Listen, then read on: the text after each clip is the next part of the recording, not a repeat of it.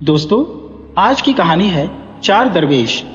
पहले दरवेश की कहानी जिन्होंने नहीं सुना हो वे डिस्क्रिप्शन बॉक्स में दिए लिंक को क्लिक करके देख सकते हैं। तो चलिए कहानी को आगे बढ़ाते हैं। अगर आपको कहानी पसंद आए तो अपने सुझाव हमसे साझा करें। धन्यवाद। राजा के हुक्म के अनुसार उसी दिन आधी रात को जब अंधेरा गाढ़ा हो गया तो राजकुमारी को, जिसको इतने नाजों से पाला गया था, जिसने अपने महल के अलावा और कुछ देखा नहीं था, राजा के नौकर एक कूड़ा ले जाने वाली गाड़ी में बिठाकर ऐसी जगह ले गए जहां कोई चिड़िया भी पर नहीं मारती थी। आदमी के वहां होने का तो सवाल ही पैदा नहीं होता। उन्होंने उसको वहां छोड़ा और लौट आए। राजकुमारी का दिल तो यह सब देखकर इतना बैठ गया कि वह तो कुछ सोच ही नहीं सकी। वह क्या थी और अब क्या हो गई थी। उसने अल्लाह की देहरी पर अपनी प्रार्थना कहनी शुरू की। ओ अल्लाह, तू तो इतना ताकतवर है कि तू जिस चीज की इच्छा करता है वह हो जाती है, और जो तू चाहेगा वह तू कर सकता है। अब तू मेरे बारे में जो भी इच्छा करेगा वह हो जाएगा। जब तक मेरी सांस चल रही है तब तक मुझे तेरी कृपा का विश्वास रहेगा। मैं निराश नहीं होंगी। यही सोचते सोचते वह सो गई। सुबह हुई तो राजकुमारी की आंख खुली। आदत के अनुसार सुबह उठते ही उसने अपनी साफ सफाई के लिए पानी मांगा कि तभी उसको पिछली रात की याद आई। उसने अपने मन में कहा, तू कहाँ है और मैं किससे बोल रही हूँ। यह सोचकर वह उठी और उसने तयम्मुम की, फिर प्रार्थना की और अपने बनाने वाले को धन्यवाद दिया। ओ नौजवान, राजकुमारी के दुखी दिल की हालत तो सोचकर ही दम घुटने लगता है। जरा उस भोले भाले दिल से पूछो जिसको यह महसूस हो रहा होगा। वह अल्लाह के ऊपर भरोसा करके वहीं बैठी रही और गाती रही। जब मेरे दांत नहीं थे तब तूने मुझे दूध दिया। जब तूने मुझे दांत दिए तो तूने मुझे खाना दिया। जो हवा में उड़ती चिड़ियों की परवाह करता है, धरती के सब जानवरों की देखभाल करता है, वही तेरी भी देखभाल करेगा। तू क्यों दुखी होती है? ओह, अच्छे दिमाग वाली दुखी होकर तुझे कुछ नहीं मिलेगा। जो बेवकूफ़ों को, अक्लमंदों को, सारी दुनिया को देता है, उसी तरह से वह तुझको भी देगा। और यह सच है, जब किसी चीज़ का कोई साधन नहीं रह जाता तब अल्लाह को याद किया जाता है। नहीं तो हर आदमी अपने तरीके से अपने आप को हकीम लुकमान या वो अली सीना समझता है। अब आप अल्लाह के तरीके सुनिए। इसी तरीके से 3 दिन गुजर गए। इस बीच राजकुमारी जी के मुंह में अन्न का एक दाना नहीं गया था। उनका फूलों जैसा शरीर कांटों जैसा सूखा हो गया था। उनका रंग जो कभी सुनहरा हुआ करता था अब हल्दी की तरह पीला पड़ गया था। उनका मुंह अकड़ गया था। उनकी आंखें पत्थर आ गई थी, पर अल्लाह की दुआ से उनकी सांस अभी आ जा रही थी, और जब तक सांस है तब तक आस है। चौथे दिन सुबह एक साधु वहां आया। उसका चेहरा खिज्र की तरह से रोशनी से चमक रहा था। राजकुमारी को इस हालत में देखकर वह बोला, बेटी, हालांकि तेरा पिता एक राजा है, फिर भी ये दुख भोगने तो तेरी किस्मत में लिखे थे। अब इस साधु को तू अपना नौकर जान और हमेशा अल्लाह के बारे में सोचा कर। वह हमेशा ठीक करेगा। जो कुछ थोड़ा बहुत खाना साधु के थैले में पड़ा था वह उसने राजकुमारी के सामने रख दिया। उसके बाद वह राजकुमारी के लिए पानी ढूंढने चला गया। उसको एक कुआं तो दिखाई दे गया, पर उसको कहीं कोई गिर्री और बाल्टी नहीं दिखाई दी जिससे वह पानी निकाल सकता। उसने एक पेड़ से कुछ पत्तियां तोड़ी और उनसे एक प्याला सा बना लिया। उसके पास एक रस्सी थी, सो उसने उसे प्याले में बांध दिया और थोड़ा सा पानी कुएं से खींच लिया और राजकुमारी को दे दिया। कुछ ही देर में वह होश में आ गई। उसको बिना किसी सहायता के और अकेला देखकर उसे काफी तसल्ली दी और उसका दिल खुश करने की कोशिश की, पर ऐसा करते समय वह खुद रो पड़ा। राजकुमारी ने जब उसको अपने दुख से दुखी देखा और उसकी तसल्ली सुनी तो वह कुछ आराम महसूस करने लगी। उस दिन से उस साधु ने अपना यह नियम बना लिया कि वह सुबह को भीख मांगने जाता था और सारे दिन में उसे जो कुछ भी उसको मिलता था वह उसे लाकर राजकुमारी को दे दिया करता था। इस तरह कुछ दिन बीत गए। एक दिन राजकुमारी ने अपने बालों में तेल लगाने की सोचा, सो जैसे ही उसने अपनी छोटी खोली तो उसके बालों में से एक चमकदार मोती नीचे गिर पड़ा। राजकुमारी ने वह मोती साधु को दे दिया और उससे कहा कि वह उसको बाजार में बेच दे और उसका पैसा लाकर उसको दे दे। उसने उसको बाजार में बेच दिया और उससे मिला पैसा लाकर राजकुमारी को दे दिया। फिर राजकुमारी की इच्छा हुई कि वह उसी जगह अपने रहने के लिए कोई घर बनवा ले। साधु ने कहा, बेटी, तू अपने घर की नींव रखने के लिए जमीन खोद और कुछ मिट्टी इकट्ठी कर, फिर मैं कुछ पानी इकट्ठा करके ला। साधु बहुत सारे चतुर होशियार अक्लमंद कारीगर लेकर आया और उनको तैयार करके रखा। राजकुमारी जी की मर्जी के अनुसार अलग अलग तरह की इमारतें बनने का काम शुरू हो गया। अलग अलग तरीके का काम संभालने के लिए अलग अलग चतुर और भरोसे वाले लोग चुने गए। इतनी सुंदर इमारतों के बनने की खबर धीरे धीरे अल्लाह का साया यानी राजा के पास पहुंची। अब राजा तो राजकुमारी का अपना पिता ही था। यह खबर सुनकर वह तो आश्चर्य में पड़ गया। उसने हर एक से पूछा कि यह कौन है जिसने इतनी शानदार इमारतें बनानी शुरू की है। अब इस बारे में किसी को कुछ पता नहीं था, सो कोई भी राजा को कुछ नहीं बता सका। सबने हाथ खड़े करके कहा, आपके नौकरों में से किसी को नहीं पता कि ये इमारतें कौन बना रहा है। इस पर राजा ने अपने एक कुलीन आदमी को इस संदेश के साथ भेजा कि मैं ये इमारतें देखना चाहता हूँ और यह जानना चाहता हूँ कि तुम कौन से देश की राजकुमारी हो और किस परिवार की हो, क्योंकि मेरी यह इच्छा है कि मैं इन सब बातों को जानूं। राजकुमारी ने जब यह संदेश सुना तो वह अपने दिमाग में बहुत खुश हुई और जवाब में राजा को लिखा, दुनिया की खुशहाली की रक्षा करने वाले योर मैजेस्टी के मेरे महल में आने की खबर सुनकर मुझे बहुत खुशी हुई। यह मेरे लिए, आपकी दासी के लिए बहुत इज्जत और शान की बात है। यह उस जगह के लिए कितनी खुशकिस्मती की बात है जहां योर मैजेस्टी के कदम पड़े और उन रहने वालों के लिए भी जिनके ऊपर आपकी खुशहाली का साया पड़े। अल्लाह करे दोनों को आपका प्यार मिलता रहे। यह दासी आशा करती है कि कल बृहस्पतिवार को बहुत अच्छा दिन है और यह दिन मेरे लिए भी नौरोज के दिन से भी ज्यादा कीमती होगा। योर मैजेस्टी तो सूरज की तरह से है, उनका बहुत बहुत स्वागत है। आपने यहाँ आने की सोचकर हम तुच्छ कण को खुश होकर अपनी रोशनी और अपनी शान दी है, तो जो कुछ भी आपकी यह तुच्छ दासी आपको दे सकती है उसको आप स्वीकार करके मुझ पर कृपा करें। योर मैजेस्टी के लिए तो ये केवल मामूली मेहमानदारी होगी। इससे ज्यादा कुछ कहना तो योर मैजेस्टी की इज्जत में सीमा से आगे गुजर जाना होगा। जो कुलीन आदमी राजा का संदेश लेकर आया था उसे उसने कुछ भेंटें दी और यह संदेश देकर उसे विदा किया। राजा ने राजकुमारी जी का संदेश पढ़ा और उसको जवाब में लिखा, हम आपका न्योता स्वीकार करते हैं, हम जरूर आएंगे। राजकुमारी ने अपने सब नौकरों को राजा के स्वागत के लिए तुरंत ही सब जरूरी तैयारियां करने का हुक्म दिया। आनंद मनाने के लिए भी सब इंतजाम किए गए।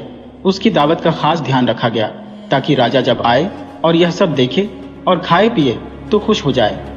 इसके अलावा जो कोई राजा के साथ आए, बड़ा या छोटा, उसका भी खास ख्याल रखा जाए ताकि वह भी अपने घर संतुष्ट होकर जाए।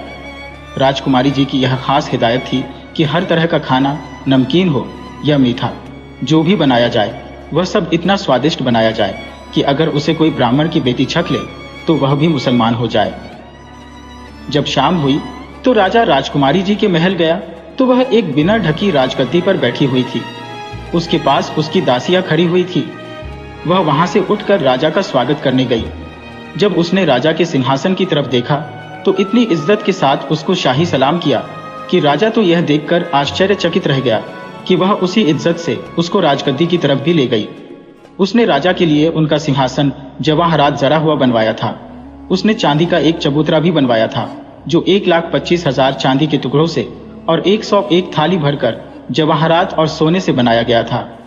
इसके अलावा गरम कपड़े, शाल, मलमल, सिल्क, ब्रोकेर, 2 हाथी और 10 इराक और यमन के घोड़े जिनकी साज सब जवाहरातों से जड़े हुए थे, शाह को देने के लिए तैयार किए गए थे। सो उसने वे सब राजा को दिए और उनके सामने हाथ जोड़कर खड़ी हो गई। राजा ने बहुत खुश होकर उससे पूछा, तुम किस देश की राजकुमारी हो और यहाँ किस लिए आई हो? राजकुमारी राजा को सिर झुकाया और बोली, यह दासी वह अपराधिनी है जिसको शाही गुस्से की वजह से जंगल भेज दिया गया था, और ये सब चीजें जो योर मैजेस्टी यहाँ देख रहे हैं यह सब अल्लाह का करिश्मा है। यह सुनकर राजा के खून ने जोर मारा और वह उठकर खड़ा हो गया और प्यार से राजकुमारी को गले लगा लिया। उसका हाथ पकड़कर उसने उसको उस कुर्सी पर बिठाया जिसे उसने राज सिंहासन के पास रखी हुई थी। फिर भी राजा ने जो कुछ वहां देखा उसे देखकर वह बहुत आश्चर्यचकित था। फिर उसने हुक्म दिया कि रानी और उसकी दूसरी बेटियों को तुरंत ही वहां लाया जाए। जब वे वहां आईं तो वे बेटी और बहन को देखकर पहचान गई। उन्होंने सबने उसको गले लगाया और उसके गले लगकर खूब रोईं। फिर सबने अल्लाह का लाख लाख धन्यवाद दिया। राजा ने सबको अपने पास बिठाकर साथ साथ खाना खाया जो उनके लिए तैयार किया गया था। जब तक राजा जिंदा रहा समय ऐसे ही गुजरता रहा। कभी राजा राजकुमारी से मिलने के लिए आता रहा और कभी राजकुमारी को अपने साथ अपने महल ले जाता रहा। जब राजा मर गया तो उसका राज्य इसी राजकुमारी के हाथ में आ गया, क्योंकि इस राजकुमारी के अलावा कोई और दूसरा आदमी राजा बनने के लायक नहीं था। ओ नौजवान, राजकुमारी का यही इतिहास है जो आपने अभी सुना। अंत में खुदा की दी हुई संपत्ति कभी धोखा नहीं देती, पर उसके लिए आदमी के इरादे अच्छे होने चाहिए। खुदा की दी हुई इस दौलत में से कितना भी खर्च कर लिया जाए उतना ही बढ़ जाता है। खुदा के मामलों पर शक करना किसी भी धर्म में नहीं बताया गया है। दासी यह सब कहकर बोली, क्या आप अभी भी नीमरोज देश जाना चाहते हैं? क्या आप अभी भी यह सोचते हैं कि आप वहां से वह खबर ला सकते हैं जिसको लाने के लिए आपने भेजा जा रहा है? तो आप जल्दी से चले जाइए। मैं बोला, मैं अभी जाता हूं। अगर अल्लाह की मेहरबानी हुई तो मैं बहुत जल्दी वापस आऊंगा। आखिर में राजकुमारी जी से विदा लेकर और अल्लाह पर भरोसा करके मैं नीमरोज की तरफ चल दिया। 1 साल तक ठोकरें खाता हुआ और मुश्किलें झेलता हुआ मैं नीमरोज शहर पहुंच गया। वहां पहुंचकर मैंने देखा कि चाहे कोई कुलीन आदमी हो या मामूली आदमी हो, सभी काले कपड़े पहनकर घूम रहे हैं। जो कुछ भी मैंने सुना उसे मैंने ठीक से समझा। कुछ दिनों बाद दोयज की शाम आई तो महीने के पहले दिन शहर के सारे छोटे और बड़े लोग, बच्चे और कुलीन लोग, राजकुमार और स्त्रियां एक बड़े मैदान में इकट्ठे हुए। मैं भी यह देखकर चकित रह गया और कुछ बेचैनी महसूस करने लगा। मैं भी उन सब के साथ एक तीर्थयात्री के वेश में वहीं चला गया, अपने देश और संपत्ति से अलग। यह दृश्य देखने के लिए मैं भी वहां खड़ा हुआ इंतजार कर रहा था कि देखो कि अब मुझे वहां क्या देखने को मिलता है। इतने में मुंह से झाग निकालते हुए बैल पर सवार एक नौजवान चीखते चिल्लाते गरजते जंगल की तरफ से वहां आ पहुंचा। मैं दुखी था कि इस घटना को देखने के लिए, जिसके लिए मैंने इतनी तकलीफें सही थी और कितने खतरों को पार किया था, केवल उसका हाल जानने के लिए मैं वहां आया था। फिर भी उस नौजवान को देखकर भौंचक्का रह गया और आश्चर्य से चुपचाप खड़ा रह गया। उस नौजवान ने अपने रोजमर्रा के रीति रिवाज के अनुसार वही किया जो वह करता था और फिर जंगल की तरफ चला गया और शहर वालों की भीड़ भी अपने अपने घरों को वापस चली गई। जब मैं होश में आया तो मैं पछताया, ये तुमने क्या किया? अब यह मौका पाने के लिए तुमको रमजान के महीने की तरह से एक एक दिन गिन गिन कर 1 महीने का इंतजार करना पड़ेगा। अब और कोई रास्ता नहीं था। ये सोचकर मैं भी सबके साथ वहां से चला आया। मैंने वह महीना रमजान के महीने की तरह से एक एक दिन गिन गिन कर काटा। आखिर फिर अमावस्या आई तो मुझे लगा जैसे मेरे लिए ईद आ गई हो। महीने के पहले दिन वहां का राजा और सब रहने वाले फिर से उसी मैदान में आकर इकट्ठे हुए। उस दिन मैंने पक्का इरादा कर लिया कि जो होना है वह हो ले, पर मैं इस मामले की छानबीन करके ही रहूंगा। अचानक वह नौजवान फिर से हर बार की तरह से अपने पीले बैल पर सवार होकर चीखता चिल्लाता गरजता वहां आ पहुंचा। बैल से उतरकर वह नीचे जमीन पर बैठ गया। उसके एक हाथ में नंगी तलवार थी और दूसरे हाथ में बैल हाँकने वाला घोड़ा। उसने बर्तन अपने नौकर को दिया। उसने हमेशा की तरह से उसको सबको दिखाया और फिर वापस ले जाकर अपने मालिक को दे दिया। भीड़ उस बर्तन को देखकर रो पड़ी। नौजवान ने वह बर्तन तोड़ दिया और नौकर की गर्दन पर एक ऐसा घूंसा मारा कि उसका सिर उसके धड़ से अलग हो गया। वह खुद अपने बैल पर फिर से चढ़ा और जंगल की तरफ भाग गया। मैंने अपनी पूरी गति से उसका पीछा किया, पर शहर के रहने वालों ने मुझे मेरा हाथ पकड़कर रोक लिया। यह तुम क्या करने जा रहे हो? जानते बूझते तुम अपने आप को क्यों मारना चाहते हो? और अगर तुम अपनी जिंदगी से इतना ही थक गए हो तो मरने के और बहुत तरीके हैं जिनसे तुम अपने आप को मार सकते हो। मैंने उनसे कितनी विनती की कि वे मुझे जाने दें, बहुत जोर भी लगाया ताकि मैं उनकी पकड़ से निकलकर भाग सकूं, पर मैं अपने आप को उनकी पकड़ से न छुड़ा सका। 3-4 आदमी मुझसे इस तरह चिपक कर खड़े हुए थे कि मुझे वहां से निकलने का रास्ता ही नहीं मिला। वे मुझे पकड़कर शहर की तरफ ले गए। मैंने 1 महीना और इस अशांति में काटा। जब उस महीने का आखिरी दिन खत्म हो गया तो अगले दिन सुबह शहरी लोग फिर काले कपड़े पहनकर उसी मैदान की तरफ चल दिए। पहले की तरह से मैं भी उनसे अलग रहकर अपनी सुबह की प्रार्थना के समय उठ गया और उन लोगों के जंगल तक पहुंचने से पहले ही वहां जाकर उसी सड़क के पास छिप गया जिससे वह नौजवान आता था, क्योंकि वहां से मुझे उसका पीछा करने से कोई नहीं रोक सकता था। हर बार की तरह से वह नौजवान अपने बैल पर सवार होकर वहां आया। अपने वही काम किए जो वह पहले करता था बैल पर चढ़ा और वापस जाने लगा। मैंने उसका पीछा किया और बहुत जोर से भागा। मैं उसके पास तक आ गया। मेरे पैरों की आवाज से उसे पता चल गया कि कोई उसका पीछा कर रहा था। तुरंत ही उसने अपने बैल का कोड़ा घुमाया, एक बहुत जोर की आवाज की और मुझे धमकी दी। मैं तभी भी नहीं रुका तो उसने अपनी तलवार खींच ली और मेरी तरफ बढ़ा। वह मुझे मारने ही वाला था कि मैं बड़ी इज्जत के साथ नीचे झुक गया और उसको सलाम किया और हाथ जोड़कर उसके सामने चुपचाप खड़ा हो गया। लगता था कि उसके अंदर आदमी को समझने की ताकत थी, सो उसने अपना तलवार उठाया, हाथ नीचे करके कहा, ओ तीर्थयात्री, तुम मेरे हाथ से बेकार ही मारे जाते, पर अब तुम बच गए हो। तुम्हारी उम्र भी लंबी हो गई है, अब तुम यहाँ से चले जाओ। तुम कहाँ जा रहे हो? उसके बाद उसने अपनी कमर में बंधे फूदने से लटका हुआ जवाहरात जरा एक बड़ा चाकू निकाला और मेरी तरफ फेंक दिया और बोला, इस समय तुम्हें देने के लिए मेरे पास कोई पैसा नहीं है। तुम यह चाकू राजा के पास ले जाओ, इससे तुम्हें जो तुम चाहोगे वह तुम्हें मिल जाएगा। मैं उससे इतना डर गया था कि काफी देर तक तो मेरी बोलने की हिलने की ताकत ही चली गई। मेरा गला रूंध गया था और मेरे पैर बहुत भारी हो गए थे। ये कहकर वह बहादुर नौजवान फिर आगे बढ़ गया। पहले तो मैंने सोचा जो कुछ हो रहा है वैसा ही होने दो, पर फिर मैंने सोचा मेरी इस हालत में अभी पीछे रहना बेवकूफ़ी होगी, क्योंकि हो सकता कि अपना काम करने का यह मौका मुझे बार बार न मिले। इसलिए अपनी जिंदगी की चिंता न करते हुए मैं फिर से उसके पीछे भाग लिया। वह फिर पीछे मुड़ा और उसने अपने पीछे न आने की फिर से धमकी दी और फिर मारने के लिए तैयार हो गया। मैंने अपनी गर्दन उसके सामने कर दी और उसको हर पवित्र चीज की कसम देते हुए उससे कहा, ओ फारस के आजकल के रुस्तम, मुझे इस तरह से मारो कि मेरा शरीर साफ तरीके से 2 हिस्सों में बट जाए, कोई एक धागा भी जुड़ा न रहे, और इस तरह से मुझे अपनी इस गंदी घूमने वाली जिंदगी से आजाद कर दो। मैं तुम्हें अपने खून से आजाद करता हूँ। वह बोला, ओ राक्षस के चेहरे वाले, तू अपना खून मेरे सिर पर बेकार में ही क्यों डालता है और मुझे अपराधी बनाता है?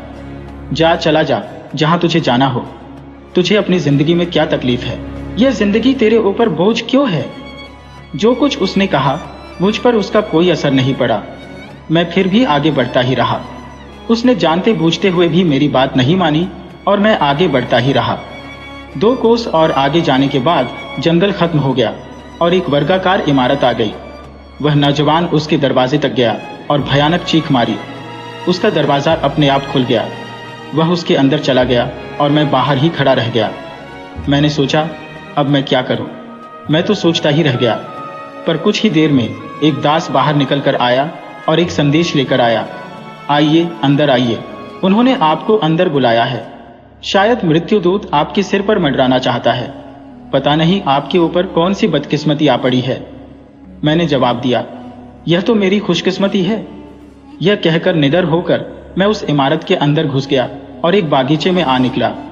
वह दास मुझे एक महल की तरफ ले चला, जहां वह नौजवान एक मसनद के सहारे अकेला बैठा हुआ था।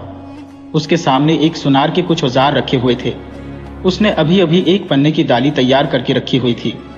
जब उसके उठने का समय आया तो उसके सारे दास जो उसके आसपास खड़े थे वे सब अलग अलग कमरों में जाकर छिप गए। मैं भी डर के मारे एक छोटे से कमरे में छिप गया। नौजवान उठा, उसने सारे कमरों के ताले लगाए और बाहर बागीचे के एक कोने में चला गया। वहां उसने अपने उस बैल को पीटना शुरू कर दिया जिस पर सवार होकर वह उस शहर में आया करता था। जानवर के चीखने की आवाज मेरे कानों में पड़ी तो मेरा दिल डर के मारे धड़कने लगा, पर क्योंकि मैं इस भेद को जानने के लिए ऐसे कई खतरों से जूझ चुका था, सो मैंने डर से कांपते हुए भी दरवाजा जबरदस्ती खोल दिया और एक पेड़ के तने के पीछे से खड़ा होकर देखने लगा कि वहां क्या हो रहा था। नौजवान ने वह डंडा फेंक दिया जिससे वह बैल को मार रहा था और एक कमरा खोलकर उसमें घुसा। तुरंत ही वह उसमें से बाहर भी निकल आया और बैल की पीठ को अपने हाथ से सहलाने लगा। उसने उसका मुंह चूमा, फिर उसको दाना और घास देकर मेरे पास आया। यह देखकर मैं वहां से भागा और डर की मारी एक कमरे में आकर छिप गया। उसने आकर सब कमरों की जंजीरें खोली और उसके बाद उसके सारे दास कमरों से बाहर निकल आए। उनके हाथों में एक छोटा कालीन था और हाथ धुलाने के लिए एक पानी का बर्तन और हाथ धोने के लिए एक तसला था। हाथ मुंह धोने के बाद वह प्रार्थना के लिए खड़ा हो गया। प्रार्थना खत्म करके उसने पुकारा, वह तीर्थयात्री कहाँ है? अपना नाम सुनकर मैं कमरे से निकलकर उसकी तरफ भागा और उसके सामने जाकर खड़ा हो गया। उसने मुझे बैठने के लिए कहा तो मैंने उसको सलाम किया और बैठ गया। खाना लगाया गया। उसने उसमें से कुछ खाया और बाकी मुझे दिया। मैंने भी खाना खाया। जब वहां से खाने के बर्तन हटा लिए गए तो हमने हाथ धोए। उसके बाद उसने अपने नौकरों को वहां से भेज दिया। अब उस कमरे में केवल हम दोनों ही रह गए। अब वह मुझसे बोला। उसने मुझसे पूछा, दोस्त, तुमको ऐसी कौन सी परेशानी है, तुम्हारे ऊपर ऐसी कौन सी आफत टूट पड़ी है कि तुम अपनी मौत ढूंढते फिर रहे हो। तब मैंने उसको शुरू से लेकर आखिर तक अपनी सारी कहानी बताई और बाद में कहा, तुम्हारी मेहरबानी से मुझे लग रहा है कि मेरी इच्छा पूरी हो जाएगी। मेरी यह बात सुनकर उसने एक गहरी सांस भरी और पागल सा होकर बोला, ओ अल्लाह, तुम्हारे सिवा प्यार का दर्द और कौन जान सकता है। जिसकी फटी न पैर बिबाई, वह क्या जाने पीर पर आई। इसका दर्द तो केवल वही जानता है जिसने प्यार को महसूस किया हो। प्यार का दर्द तो प्यार करने वाले से पूछो, उससे नहीं जो बहाने बनाता है, बल्कि उससे जो सच्चा प्रेमी है। कुछ मिनटों में जब वह कुछ होश में आया, उसने फिर से एक आह भरी। उसकी आह सारे कमरे में गूंज गई।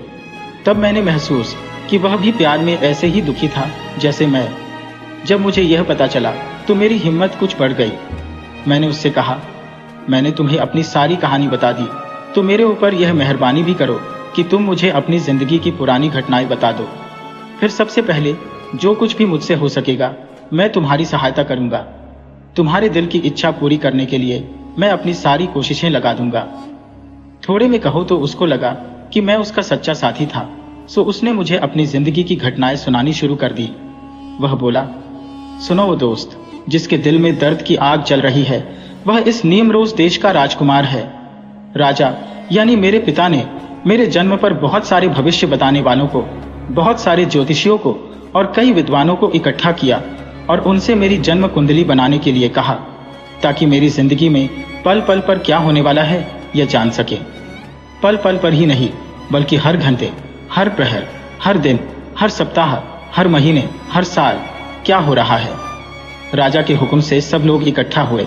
सबने आपस में सलाह करके अपने अपने ज्ञान का इस्तेमाल करके मेरी जन्म पत्री बनाई और फिर उसके हिसाब से मेरी जिंदगी के बारे में बताया। उन्होंने बताया कि अल्लाह की दुआ से राजकुमार इतने शुभ मुहूर्त में पैदा हुआ है कि राज्य के मामले में वह अलेक्जेंडर के बराबर होगा और न्याय करने वालों में वह नौशेरवानी आदिल की तरह होगा।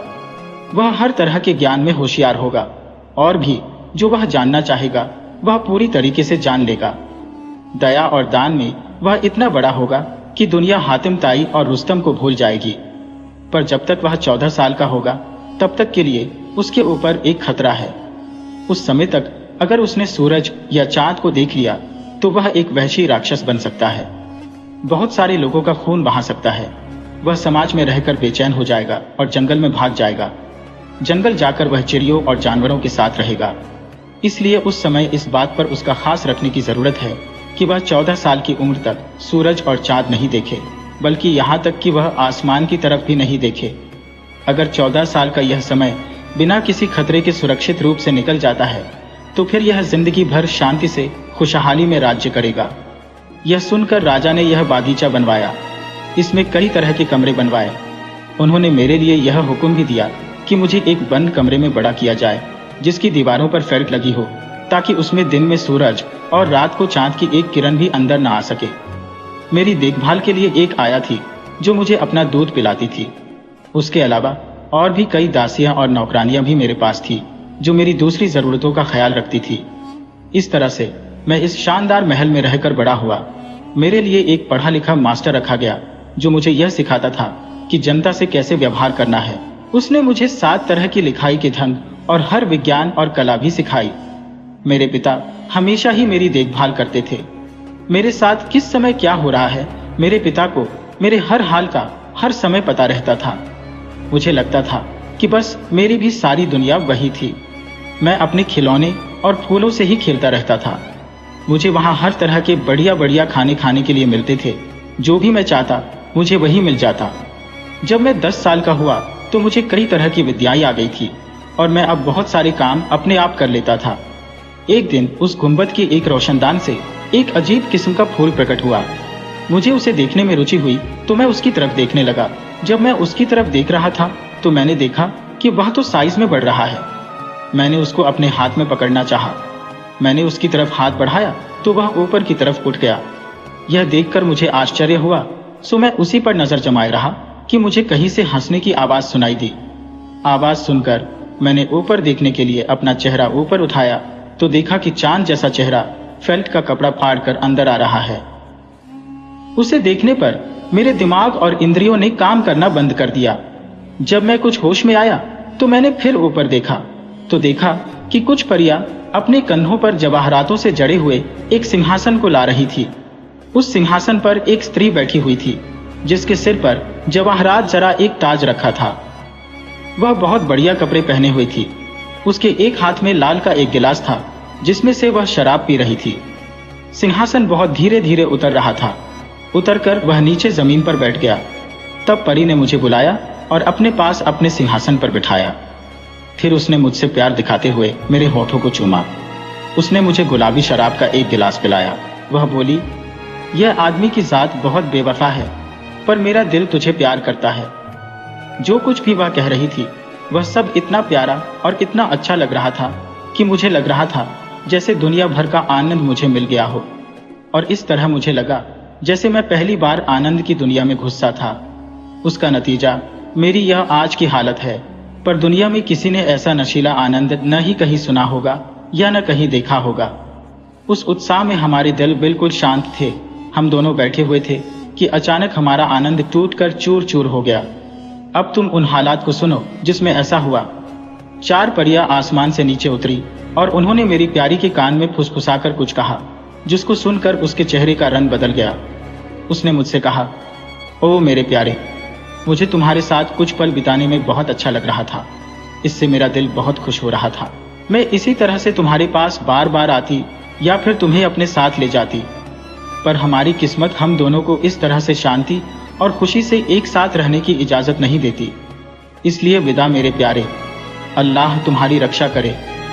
ये शब्द सुनकर मेरी इंद्रियों ने तो फिर से काम करना बंद कर दिया और मेरे हाथों के तोते उड़ गए। मैं चिल्लाया, ओ मेरे ऊपर जादू डालने वाली, हम दोबारा कब मिलेंगे? इतने भयानक शब्द तुमने मुझसे कैसे कह दिए? अगर तुम जल्दी ही लौटोगी तभी तुम मुझे जिंदा पाओगी, नहीं तो तुम्हें देर से आने का अफसोस रहेगा। नहीं तो मुझे अपना नाम और पता बताकर जाओ ताकि उसके सहारे मैं तुमको ढूंढ सकूं और तुम्हारे पास पहुंच सकूं। यह सुनकर वह बोली, अल्लाह करे कि शैतान इस बात को न सुने और तुम्हारी उम्र 120 साल की हो। अगर हम जिंदा रहे तो फिर मिलेंगे। मैं जन्नत के राजा की बेटी हूँ और काफ पहाड़ पर रहती हूँ। यह कहकर उसने अपना सिंहासन ऊपर की तरफ उड़ा दिया। वह उसी ढंग से ऊपर उड़ गया जैसे वह नीचे आया था। जब तक सिंहासन दिखाई देता रहा तब तक हम दोनों की आंखें एक दूसरे को देखती रही। जब वह मेरी आंखों से वह दूर चला गया तो मेरी हालत ऐसी हो गई जैसे उस परी की छाया मेरे ऊपर पड़ गई हो। एक अजीब सी उदासी मेरे दिल पर छा गई। मेरी सोच समझ दोनों ने मेरा साथ छोड़ दिया। मेरी आंखों के सामने अंधेरा छा गया। अब मेरा मन नहीं लगता था और मेरी समझ में नहीं आता था कि मैं क्या करूं। मैं बहुत जोर जोर से रोने लगा। मेरा खाने पीने में मन नहीं लगता था। मैं अच्छे बुरे की चिंता भी नहीं करता था। यह प्यार क्या क्या बुरे काम नहीं करवाता। दिल टूट जाता है और मन बेचैन हो जाता है। मेरी इस बदकिस्मती का पता मेरी आया और मास्टर को लग गया था। डर के मारे कांपते हुए वे राजा के पास गए और उनसे कहा कि दुनिया के लोगों के राजकुमार की ऐसी ऐसी हालत है। हमें नहीं पता कि यह घटना कैसे हो गई। यह आफत उसके ऊपर अचानक कैसे टूट पड़ी। उसको न भूख लगती है, न प्यास, न उसको नींद आती है और न आराम। यह दुख भरी खबर सुनकर राजा तुरंत ही बागीचे में आए जिसमें मैं रहता था। उनके साथ वजीर अक्लमंद लोग, कुलीन लोग, ज्योतिषी, डॉक्टर अक्लमंद, मुल्ला भक्त लोग, संत लोग आए थे। मेरी ऐसी रोती हुई हालत देखकर वह खुद भी रो पड़े और रोकर अपनी छाती से लगा लिया। उन्होंने तुरंत ही मेरे इलाज का हुक्म दिया। डॉक्टरों ने मेरे दिल को मजबूत करने के लिए और दिमाग को ठीक करने के लिए अपने अपने नुस्खे लिखे। पवित्र मुल्लाओं ने अपनी अपनी जादू की चीजें बताई। कुछ और लोगों ने झाड़ फूक वाली प्रार्थनाएं पढ़ी। कुछ ने मेरे लिए गंदे ताबीज बनाए, कुछ निगलने के लिए, कुछ शरीर पर पहनने के लिए। ये सब करके उन्होंने मेरे ऊपर फूंक मारनी शुरू की। ज्योतिषियों ने कहा कि इसकी यह हालत कुछ तारों की जगह इधर उधर हो जाने की वजह से हुई है। उनकी शांति के लिए कुछ दान दो। हर एक ने अपने अपने ज्ञान के अनुसार सलाह दी, पर मेरे अंदर क्या चल रहा था यह तो बस मैं ही जानता था। किसी दूसरे की सहायता या दवा मेरी बदकिस्मती का कुछ नहीं कर सकती थी। मेरा पागलपन रोज बरोज बढ़ता जा रहा था। मेरा शरीर बिना खाने के बहुत ही कमजोर होता जा रहा था। मैं दिन रात बस चीखता रहता और आहें भरता रहता। इसी हालत में 3 साल गुजर गए। चौथे साल में एक सौदागर जो घूमता रहता था राजा के पास आया और देश विदेश से कुछ बहुत मुश्किल से मिलने वाली चीजें लेकर आया। उसका बड़ी शान से स्वागत किया गया। राजा ने उसके ऊपर बहुत मेहरबानियां दिखाई। उसकी तंदुरुस्ती के बारे में पूछने के बाद राजा ने उससे पूछा, तुमने बहुत सारे देश घूमे हैं, क्या तुमने कहीं कोई बहुत बढ़िया चतुर डॉक्टर देखा है या फिर उसके बारे में कहीं सुना है? सौदागर बोला, ओ ताकतवर राजा, आप ठीक कहते हैं, मैं कई देशों में घूमा हूँ। हिंदुस्तान में गंगा नदी के बीच में एक छोटा सा पहाड़ है। उस पर एक जटाधारी गोसाई रहता है। वहां उसने महादेव का एक बड़ा सा मंदिर बनाया है। उसके साथ ही पूजा करने की एक बहुत बड़ी जगह भी है और एक बहुत सुंदर बागीचा भी है। उसी पहाड़ी टापू पर वह रहता है और उसका तरीका यह है कि हर साल शिवरात्रि के दिन वह अपने रहने की जगह से बाहर निकल कर आता है, नदी में तैरता है। नहाने के बाद जब वह अपने रहने की जगह लौट रहा होता है तो कई देशों के बीमार और दुखी लोग, चाहे वे पास के हो या दूर के, उसके दरवाजे के पास इकट्ठा रहते हैं। ये एक बहुत बड़ी भीड़ होती है। वह संत गोसाई, जिसे आजकल का प्लेटो भी कहा जा सकता है, सबका पेशाब देखता है और नब्ज देखता है और उसके अनुसार दवा देता है। अल्लाह ने उसे इलाज की ऐसी ताकत दी है कि उसकी दवाएं लेने पर बीमारी बिल्कुल ठीक हो जाती है और बीमार बहुत जल्दी ठीक हो जाता है। यह सब मैंने अपनी आंखों से देखा है और अल्लाह की ताकत को जाना और माना है कि अल्लाह ने कैसे कैसे आदमी पैदा किए हैं। अगर योर मैजेस्टी मुझे हुक्म दे तो मैं दुनिया के लोगों के राजकुमार को वहां ले जा सकता हूं और उन्हें वहां दिखा सकता हूं। मुझे पूरा भरोसा है कि राजकुमार बहुत जल्दी ठीक हो जाएंगे। इसके अलावा यह इलाज इसलिए भी बहुत फायदेमंद है कि क्योंकि बजाय इस कमरे की बंद हवा में सांस लेने के, दूसरी जगहों की हवा में सांस लेने से और वहां का खाना खाने से जहां जहां से भी हम गुजरेंगे, राजकुमार का दिमाग खुशी से भरेगा। राजा को सौदागर की सलाह बहुत ठीक लगी। वह यह सुनकर बहुत खुश हुए। उन्होंने कहा, शायद सौदागर के कहे अनुसार यह इलाज अपना असर करेगा और मेरे बेटे के दिमाग के ऊपर जो यह बोझा है वह हट जाए। राजा ने अपने भरोसे का एक कुलीन आदमी, जिसने दुनिया देखी थी और जिसकी सलाह को उसने कई मौकों पर जांचा भी था, और उस सौदागर को मेरी देखभाल का जिम्मा दे दिया। इन्होंने मेरे लिए सारा सामान जो मुझे जरूरत पड़ सकती थी इकट्ठा कर दिया। हमको हमारी सामान के साथ कई तरह की नावों पर सवार कराकर उन्होंने हमें विदा किया। धीरे धीरे हम उस जगह की तरफ बढ़ने लगे जहां वह गोस्वामी संत रहता था। खाने और हवा पानी के बदलाव से मेरा दिमाग कुछ बदला, कुछ शांत हुआ, पर मेरी शांत रहने की आदत अभी भी बनी हुई थी। मैं अक्सर रोता रहता था। उस सुंदर परी की याद मेरे दिमाग से एक पल को भी नहीं हटी थी। अगर मैं कुछ बोलता तो बस यही लाइनें दोहराता। मुझे नहीं मालूम कि कौन सी परी ने मुझे देखा, पर उससे पहले मेरा दिल मजबूत था, शांत था। आखिर 2-3 महीने गुजर गए। करीब करीब 4000 बीमार और दुखी लोग उस पहाड़ पर आए हुए थे। सब लोग यही कह रहे थे कि अगर अल्लाह ने चाहा तो गोसाई संत जल्दी ही अपने घर में से बाहर आएगा और हमें अपनी सलाह देगा और हम बिल्कुल ठीक हो जाएंगे। थोड़े में कहो तो वह दिन आ गया जिस दिन वह लोगों का इलाज करता था। सुबह सुबह गोसाई संत अपने घर में से बाहर निकला। वह गंगा में नहाया तैरा और फिर अपने घर वापस लौटा। फिर उसने गाय के गोबर की राख अपने शरीर पर मली, अपने माथे पर चंदन का टीका लगाया, अपनी लंगोटी बांधी एक तौलिया अपने कंधे पर लटकाया, अपने बाल बांधे मूछों में बल्दिए खड़ाऊं पहनी। उसकी शक्ल से लग रहा था कि उसको लिए दुनिया की किसी चीज की भी कोई कीमत नहीं थी। उसने लिखने के लिए एक छोटी सी नीची जवाहरात जड़ी मेज अपनी बगल में दबाई और हर बीमार आदमी को देखते हुए और उनको दवा बताते हुए वो मेरे पास आया। जब हमारी आंखें आपस में मिली तो वह मूर्ति की तरह से खड़ा रह गया। वह एक पल रुका और फिर मुझसे अंदर आने के लिए कहा। मैं उसके साथ अंदर चला गया। जब वह सबसे निपट लिया तो वह मुझे बागीचे में ले गया। वहां वह मुझे एक साफ सजे हुए कमरे में ले गया और बोला, आप यहीं ठहरिए, और फिर अपने घर चला गया। जब 40 दिन निकल गए तो वह मेरे पास आया। उसने मेरी हालत में पहले से सुधार पाया। वह मुस्कुराया और बोला, आप इस बागीचे में टहलकर इसका आनंद लें और जो फल आपको अच्छा लगे वह फल खाएं। फिर उसने मुझे एक चीनी का बर्तन भरकर माजून दिया और कहा, इसमें से रोज 6 माशा सुबह को कुछ खाने से पहले खाएं। मैंने उसकी बात मानी। मेरे शरीर में रोज बरोज ताकत आने लगी और मेरा दिमाग भी थोड़ा शांत रहने लगा, पर ताकतवर प्यार अभी भी जीत रहा था। वह परी अभी भी मेरी आंखों के सामने चक्कर काटती रहती। एक दिन मुझे दीवार में बने एक छेद में एक किताब दिखाई दी। मैंने उसे वहां से उठाया और देखा कि भविष्य जानने की सारी विद्या उसमें लिखी हुई थी, जैसे समुद्र किसी कटोरे में समा गया हो। मैं उस किताब को रोज पढ़ने लगा। मैंने उस विद्या में काफी जानकारी हासिल कर ली थी। मुझे जादू की ताकत वाली काढ़ों का भी पता चल गया।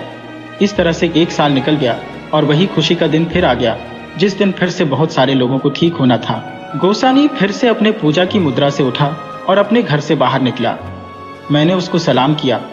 उसने मुझे अपना लिखने का सामान दिया और कहा, आओ मेरे साथ आओ। सो मैं उसके साथ चल दिया। जब वह फाटक से बाहर निकला तो एक बहुत बड़ी भीड़ ने उसका स्वागत किया। मुझे उसके साथ देखकर कुलीन आदमी और सौदागर उसके पैरों पर गिर पड़े और उसको बहुत दुआएं देने लगे। उन्होंने कहा, आप ही की मेहरबानी से कम इनको इतना फायदा तो हुआ है। गोसाई जी नहाने के लिए घाट की तरफ गए और जैसा कि उनका तरीका था, उन्होंने उसमें नहाया, पूजा की और अपने घर लौटे। लौटते समय उन्होंने सब रोगियों को देखा।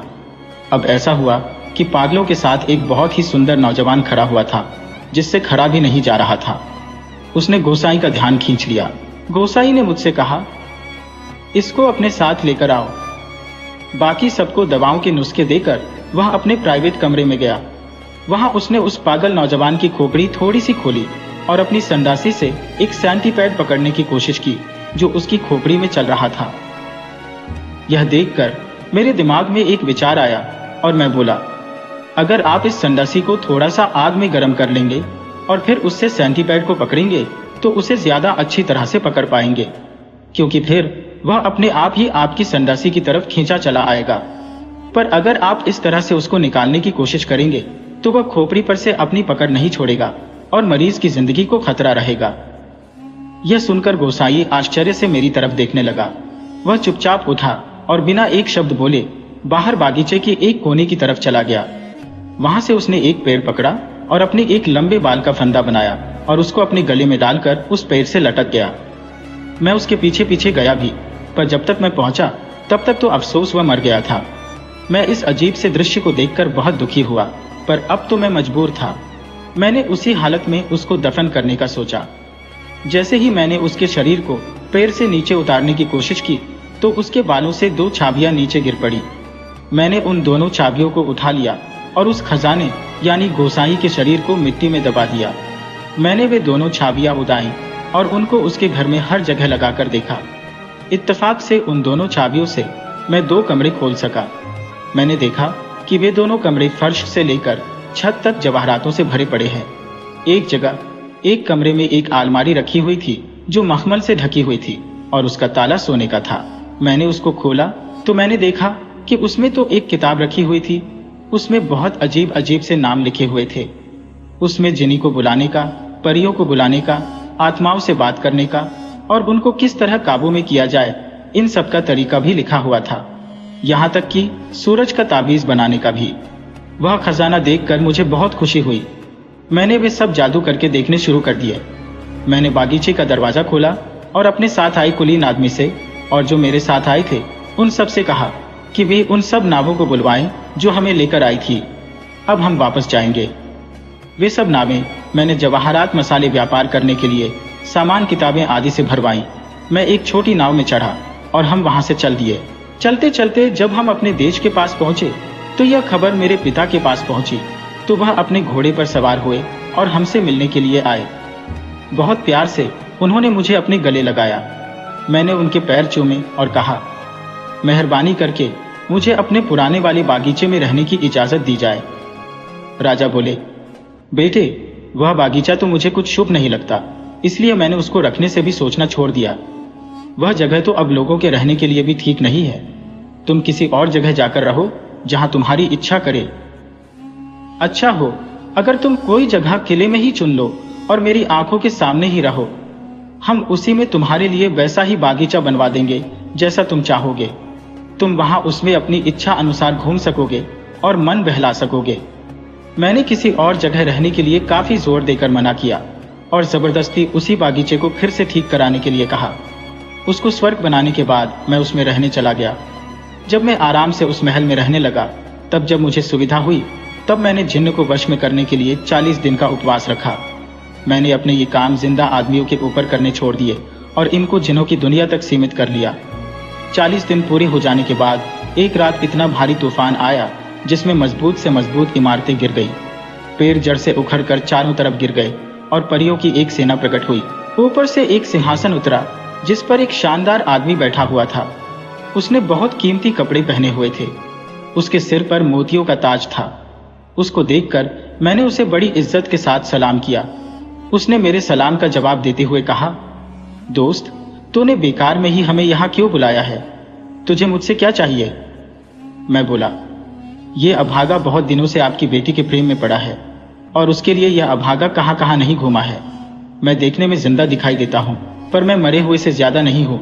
मैं अपनी जिंदगी से थक गया हूँ, इसलिए मैंने अपनी जिंदगी इस काम को करने पर जुए पर लगा दी है जो मैंने अभी अभी किया है।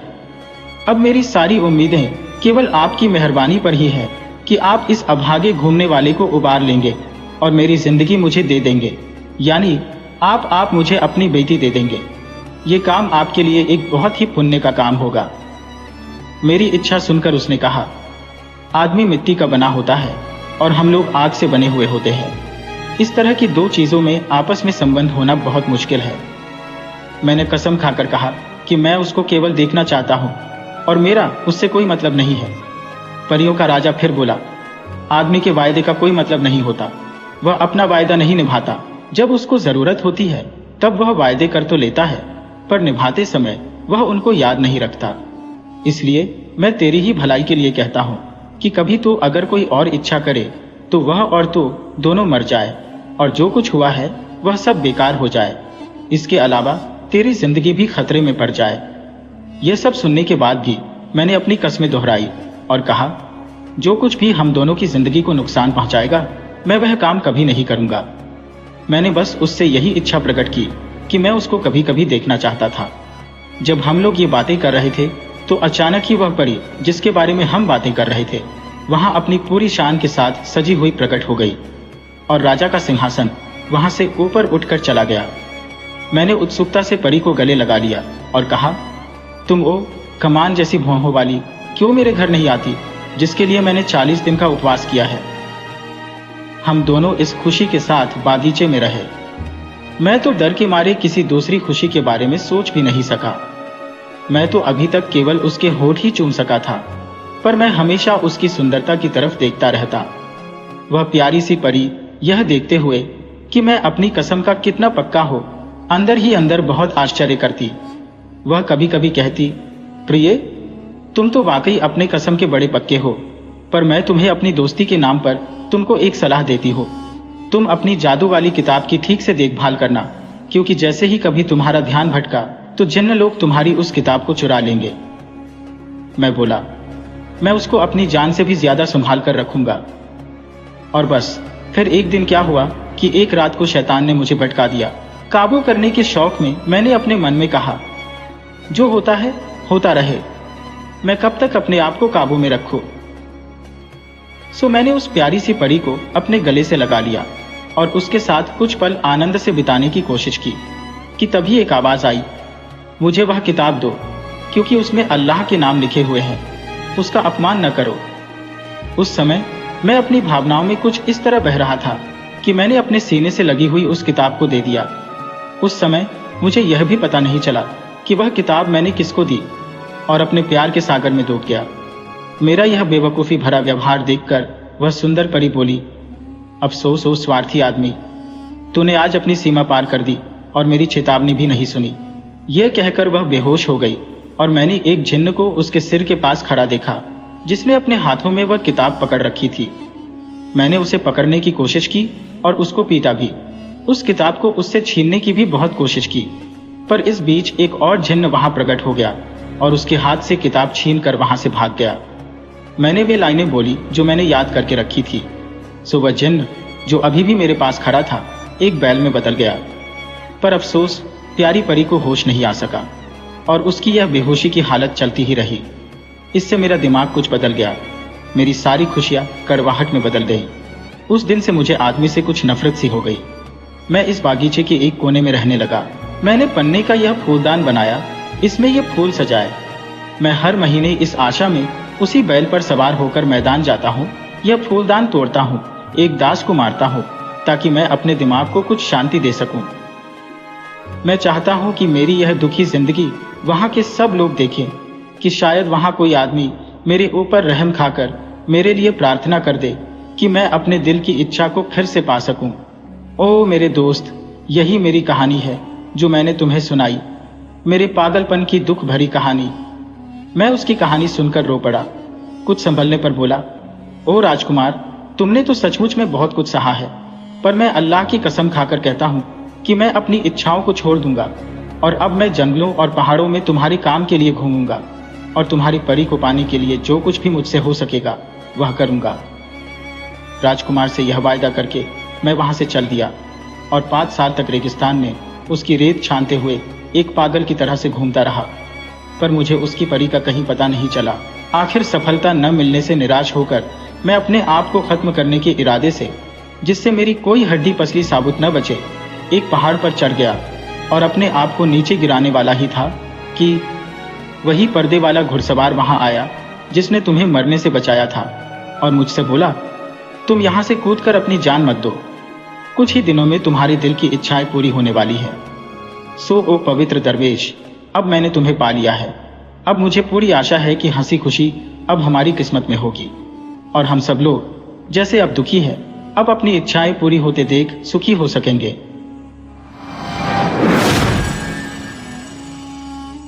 वीडियो अच्छी लगे हो तो इसे लाइक करें और ऐसी ही मज़ेदार कहानियों के लिए चैनल को सब्सक्राइब करें और बेल आइकन दबाएं। ज़्यादा से ज़्यादा अपने दोस्तों को शेयर करें। धन्यवाद।